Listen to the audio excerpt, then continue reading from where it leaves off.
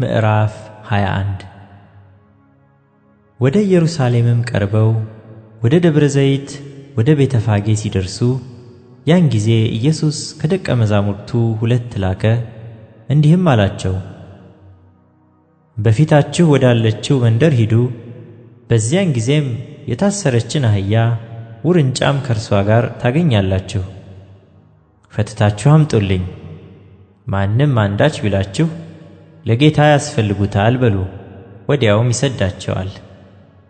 ለጽዮን ልጅ እነሆ ንጉሥሽ የዋህ ሆኖ በአህያ ላይና በአህያይቱ ግልገል በውርንጫይቱ ላይ ተቀምጦ ወደ አንቺ ይመጣል በሏት ተብሎ በነቢይ የተነገረው ይፈጸም ዘንድ ይህ ሆነ። ደቀ መዛሙርቱም ሄደው ኢየሱስ እንዳዘዛቸው አደረጉ።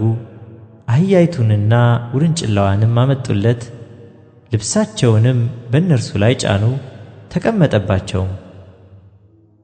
ከሕዝቡም እጅግ ብዙዎች ልብሳቸውን በመንገድ ላይ አነጠፉ። ሌሎችም ከዛፍ ጫፍ ጫፉን እየቆረጡ በመንገድ ላይ ያነጥፉ ነበር። የሚቀድሙትም ሕዝብ የሚከተሉትም ሆሳዕና ለዳዊት ልጅ፣ በጌታ ስም የሚመጣ የተባረከ ነው፣ ሆሳዕና በአርያም እያሉ ይጮኹ ነበር። ወደ ኢየሩሳሌምም በገባ ጊዜ መላው ከተማ ይህ ማን ነው ብሎ ተናወጠ። ሕዝቡም ይህ ከገሊላ ናዝሬት የመጣ ነቢዩ ኢየሱስ ነው አሉ። ኢየሱስም ወደ መቅደስ ገባና በመቅደስ የሚሸጡትንና የሚገዙትን ሁሉ አወጣ። የገንዘብ ለዋጮችንም ገበታዎች፣ የርግብ ሻጮችንም ወንበሮች ገለበጠና ቤቴ የጸሎት ቤት ትባላለች ተብሎ ተጽፏል፣ እናንተ ግን የወንበዶች ዋሻ አደረጋችኋት አላቸው። በመቅደስም ዕውሮችና አንካሶች ወደ እርሱ ቀረቡና ፈወሳቸው። ነገር ግን የካህናት አለቆችና ጻፎች ያደረገውን ድንቃድንቅ በመቅደስም ሆሳዕና ለዳዊት ልጅ እያሉ የሚጮኹትን ልጆች ባዩ ጊዜ ተቆጥተው እነዚህ የሚሉትን አትሰማምን አሉት። ኢየሱስም እሰማለሁ፣ ከሕፃናትና ከሚጠቡት አፍ ምስጋናን ለራስህ አዘጋጀህ የሚለውን ቃል ከቶ አላነበባችሁምን አላቸው። ትቷቸውም ከከተማ ወደ ቢታንያ ወጣ፣ በዚያም አደረ። በማለዳም ወደ ከተማ ሲመለስ ተራበ። በመንገድም አጠገብ በለስ አይቶ ወደ እርሷ መጣ። ከቅጠልም ብቻ በቀር ምንም አላገኘባትምና ለዘላለሙ ፍሬ አይገኝብሽ አላት። በለሲቱም ያን ጊዜውን ደረቀች። ደቀ መዛሙርቱም ይህን አይተው በለሲቱ ያን ጊዜውን እንዴት ደረቀች ብለው ተደነቁ።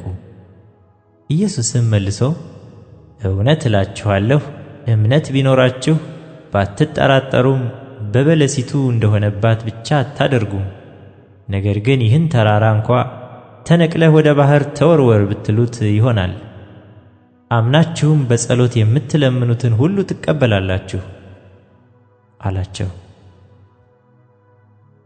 ወደ መቅደስም ገብቶ ሲያስተምር የካህናት አለቆችና የሕዝብ ሽማግሎች ወደ እርሱ ቀረቡና በምን ሥልጣን እነዚህን ታደርጋለህ? ይህንስ ሥልጣን ማን ሰጠህ? አሉት። ኢየሱስም መልሶ እኔ ደግሞ አንዲት ነገር እጠይቃችኋለሁ፣ እናንተም ያችን ብትነግሩኝ እኔ ደግሞ እነዚህን በምን ሥልጣን እንዳደርግ ነግራችኋለሁ። የዮሐንስ ጥምቀት ከወዴት ነበረች? ከሰማይን ወይስ ከሰው? አላቸው። እነርሱም እርስ በርሳቸው ሲነጋገሩ ከሰማይ ብንል እንኪያስ ስለምን አላመናችሁበትም ይለናል፣ ከሰው ግን ብንል ዮሐንስ ሁሉም እንደ ነቢይ ያዩታልና ሕዝቡን እንፈራለን አሉ። ለኢየሱስም መልሰው አናውቅም አሉት። እርሱም ደግሞ እኔም በምን ሥልጣን እነዚህን እንዳደርግ አልነግራችሁም አላቸው። ነገር ግን ምን ይመስላችኋል? አንድ ሰው 2 ልጆች ነበሩት። ወደ አንደኛው ቀርቦ ልጄ ሆይ ዛሬ ሂደህ በወይኔ አትክልት ሥራ አለው። እርሱም መልሶ አልወድም አለ። ኋላ ግን ተጸጸተና ሄደ። ወደ ሁለተኛውም ቀርቦ እንዲሁ አለው። እርሱም መልሶ እሺ ጌታዬ አለ። ነገር ግን አልሄደም። ከሁለቱ የአባቱን ፈቃድ ያደረገ ማን ነው? ፊተኛው አሉት። ኢየሱስ እንዲህ አላቸው፣ እውነት እላችኋለሁ ቀራጮችና ጋለሞቶች ወደ እግዚአብሔር መንግሥት በመግባት ይቀድሟችኋል። ዮሐንስ በጽድቅ መንገድ መጥቶላችሁ ነበርና አላመናችሁበትም። ቀራጮችና ጋለሞቶች ግን አመኑበት። እናንተም ይህን አይታችሁ ታምኑበት ዘንድ በኋላ ንስሐ አልገባችሁም። ሌላ ምሳሌ ስሙ። የወይን አትክልት የተከለ ባለቤት ሰው ነበረ። ቅጥርም ቀጠረለት፣ መጥመቂያም ማሰለት፣ ግንብንም ሠራና ለገበሬዎች አከራይቶ ወደ ሌላ አገር ሄደ። የሚያፈራበትም ጊዜ ሲቀርብ ፍሬውን ሊቀበሉ ባሮቹን ወደ ገበሬዎች ላከ። ገበሬዎቹም ባሮቹን ይዘው አንዱን ደበደቡት፣ አንዱንም ገደሉት፣ ሌላውንም ወገሩት። ደግሞ ከፊተኞች የሚበዙ ሌሎች ባሮችን ላከ፣ እንዲሁም አደረጉባቸው። በኋላ ግን ልጄንስ ያፍሩታል ብሎ ልጁን ላከባቸው። ገበሬዎቹ ግን ልጁን ባዩ ጊዜ እርስ በርሳቸው ወራሹ ይህ ነው፣ ኑ እንግደለውና ርስቱን እናግኝ ተባባሉ። ይዘውም ከወይኑ አትክልት አወጡና ገደሉት። እንግዲህ የወይኑ አትክልት ጌታ በመጣ ጊዜ በእነዚህ ገበሬዎች ምን ያደርግባቸዋል? እነርሱም ክፉዎችን በክፉ ያጠፋቸዋል፣ የወይኑንም አትክልት ፍሬውን በየጊዜው ለሚያስረክቡ ለሌሎች ገበሬዎች ይሰጠዋል አሉት። ኢየሱስ እንዲህ አላቸው፣ ግንበኞች የናቁት ድንጋይ እርሱ የማዕዘን ራስ ሆነ። ይህም ከጌታ ዘንድ ሆነ፣ ለዓይናችንም ድንቅ ነው የሚለውን ከቶ በመጽሐፍ አላነበባችሁምን?